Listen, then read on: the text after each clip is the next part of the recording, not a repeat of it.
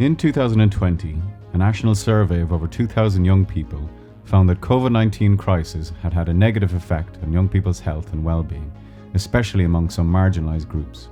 Foróige, Ireland's leading youth work provider and the National University of Ireland Galway, decided that action was needed and was needed now. With the support of Rethink Ireland, Bridging Worlds, Learning Spaces for New Times was created. We were concerned that some young people who were most at risk of disengaging from education were the hardest to reach during lockdown. While education and youth work services continued to provide support, it became increasingly clear that change was needed. Both areas needed to collaborate. Parity of esteem was essential, as was embracing digital technologies and maintaining connections to young people. Would the crisis give an opportunity to bridge this gap for good? Bridging Worlds had an ambitious aim: to increase support for young people by creating a wraparound model linking the formal and non-formal education sectors.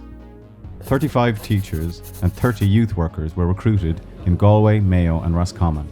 Participants were trained in bridging the gap, where a community or hub was formed to explore the intersectionality of the formal and non-formal education sector, blending learning and creating online learning environments.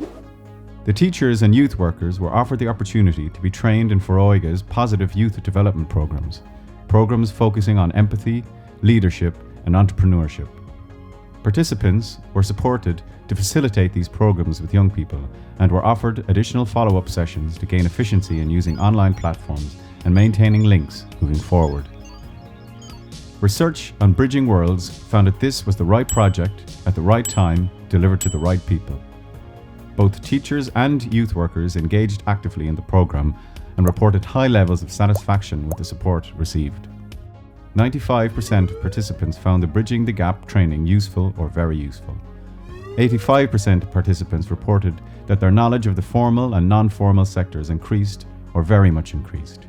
90% of participants said that their confidence in using blended learning increased or very much increased after the project. The most significant feedback across all the participants was that the development of connections across the formal and non-formal sectors made intuitive sense and was welcomed. Both teachers and youth workers reported that they benefited from learning about each other's roles and sectors. There was a recognition that further support is needed in this area. The overwhelming positive feedback to date indicates that there is a considerable potential in this initiative for cross-sectoral working and positive engagement across the youth and education sectors. This project was implemented in a time of considerable upheaval and disruption. Our research makes a strong case to embed the project and to extend it nationally, enabling it to fully deliver positive outcomes for young people.